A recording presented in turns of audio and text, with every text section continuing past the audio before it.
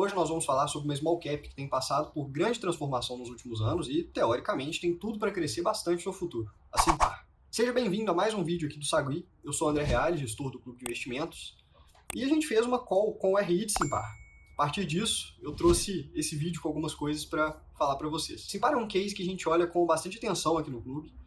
E vamos entender então primeiro o que é essa empresa e o que está por trás do plano de crescimento tão interessante que eles estão executando. Primeiramente, é interessante falar que a Simpar é uma holding, ou seja, é uma empresa que detém participação em outras empresas. No caso da Simpar, ela detém participação principalmente em empresas do setor logístico. Eu sei que só de ouvir isso tem algumas pessoas que desanimam de certa forma, porque o setor logístico está muito atrelado à economia real, né? Se a economia vai bem, o setor logístico vai bem. Mas se a economia vai mal, o setor logístico também tende a ir mal. Por outro lado, eu acho relevante falar que a economia do Brasil é primordialmente embasada no setor primário, né? Agro, principalmente. E essa parte da economia, que no Brasil é gigantesca, depende muito estritamente de logística. Então, pessoalmente, eu gosto muito do setor logístico. De toda forma, a Simpar está aí para mostrar que dá para ir muito além disso. Hoje em dia, por exemplo, eles têm participação em 7 empresas e vale quase 7 bilhões de reais. A história deles começa lá na década de 50. Desde lá para cá, eles foram adquirindo participação em outras coisas e aí, em 2020, a Simpar efetivamente foi criada a partir de uma reestruturação societária que consolidou o controle de todas as empresas do grupo. A estratégia da holding está muito ligada a aquisições e integração de empresas no grupo. Com esse know-how que eles já vinham adquirindo desde a década de 50, tem conseguido fazer isso muito bem. Para se ter noção da proporção que essa estratégia tem tomado, a receita líquida em 2022 foi de 24,3 bilhões. E o EBITDA ajustado foi ali na casa dos 5 bilhões, pouco mais, na verdade. Vamos então dar uma olhada nas controladas, né, que estão debaixo do guarda-chuva dessa holding para a gente entender exatamente de onde vem todo esse dinheiro. Ao todo, são 7 negócios que compõem o grupo. 3 deles têm capital aberto, ou seja, são negociados em bolsa, que são a JSL, a Movida e a Vamos. E outras 4 têm capital fechado, que são a CS Brasil, CS Infra, Automob e o Banco BBC. A JSL, né, que foi a primeira de todas, a criada lá na década de 50, e a base do grupo por causa disso, que veio desenvolvendo as outras empresas com esse know-how e aportes financeiros. Hoje é a empresa de logística de cargas dentro da Simpar. E eles são líderes no setor de logística rodoviária no Brasil hoje em dia. Eles estão presentes nos mais diversos setores da economia, como papel, celulose, siderurgia, agronegócio, bens de consumo, entre outros.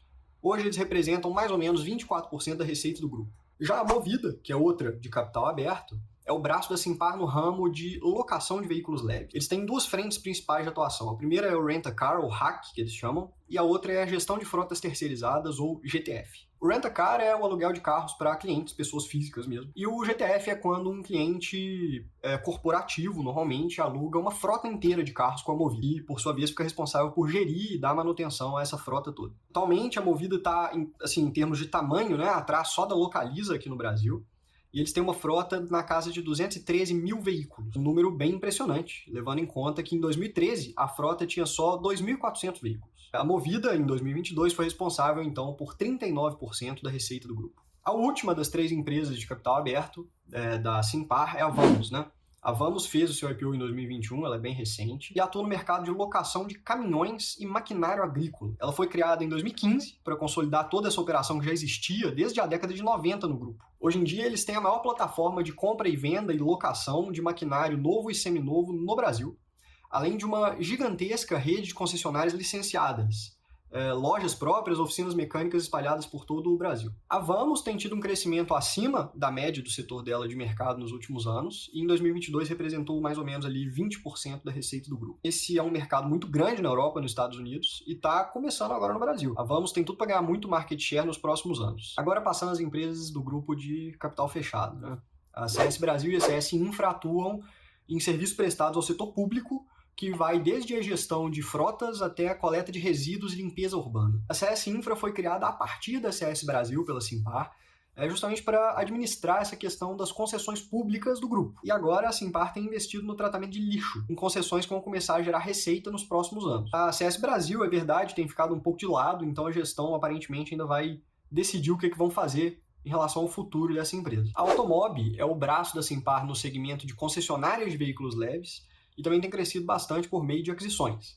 A ideia ali é consolidar o varejo de automóveis. Parece que está funcionando até agora, já que depois de muitas aquisições a receita passou de 700 milhões para os atuais 5,6 bilhões. Para finalizar, tem o Banco BBC, que eu falei lá no começo, que funciona basicamente como um facilitador de negócios interno, né, dentro do grupo.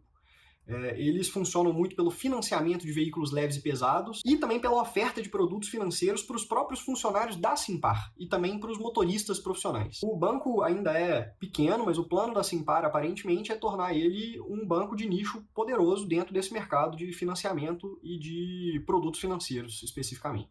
Bom, agora que a gente já entendeu o básico das empresas do grupo, vou te falar o principal segredo da Simpar, que é a sinergia. A Simpar sabe como ninguém pegar essas diferentes empresas com diferentes atuações e unir elas com uma sinergia sem precedentes. É uma administração que tem feito a empresa crescer bastante nos últimos anos. A Simpar está criando com isso um ecossistema gigantesco dentro do setor de logística que agrega muito valor para cada uma dessas controladas. Ou seja, as empresas se beneficiam por estar dentro do grupo, porque acaba que as outras empresas do grupo ajudam aquela.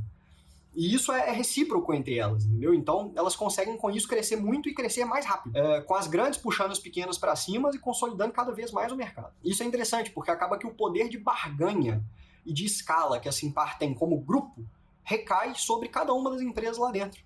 Então, por menor que seja a empresa, eles estão por trás do véu do grupo gigantesco.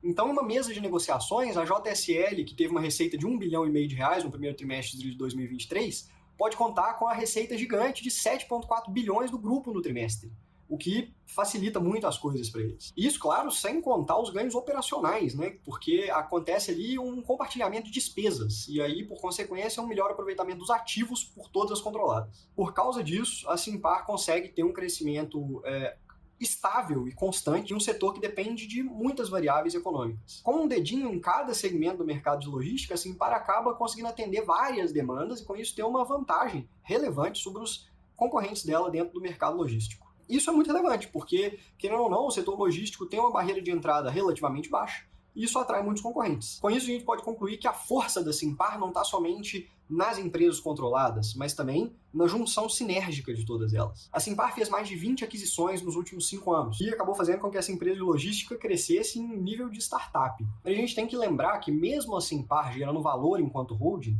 ela é negociada em bolsa com o chamado desconto de holding. Mas o que seria esse desconto de holding? Basicamente, é a diferença entre a soma das participações que a holding possui e o valor de mercado real da holding em si. Então, por exemplo, se uma holding tem participação de R$1 bilhão em uma empresa e de R$3 bilhões em outra empresa, mas o seu valor de mercado está ali na casa dos R$2 bilhões, significa que o desconto de holding dessa empresa está em 50%. E existem uma série de explicações, tanto práticas quanto teóricas, para esse desconto existir. Isso é normal para qualquer holding, já que uma holding envolve mais custos, tem mais complexidade tributária, mais impostos, querendo ou não, tem camadas a mais que separam o investidor final da empresa em si. A grande questão é que o desconto de holding da Simpar hoje está beirando os 40%, o que é muito superior à média histórica da empresa. E isso significa que quando você compra ações da Simpar, é como se você estivesse comprando ações de todas as empresas que ela tem, só que com 40% de desconto. O investidor está pagando 60 centavos para cada R$1 de participação da Simpar. Mas por que isso está acontecendo exatamente? A gente acha que o mercado está enxergando alguma coisa errada na Simpar, ou pelo menos que tem algum tipo de risco maior na empresa.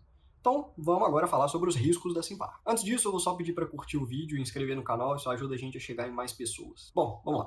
O setor logístico é um setor que tem a característica de acompanhar o desenvolvimento e desempenho da economia, até porque é um setor que depende, querendo ou não, do desenvolvimento e do sucesso de outros setores. Se o agro vai mal, se o e-commerce vai mal, se os portos estiverem vazios, se tiver com pouca exportação, a demanda pelo setor de logística cai. E o Brasil está vivendo um momento conturbado na economia. A taxa de juros passou de 2% para 14% praticamente, em menos de 2 anos.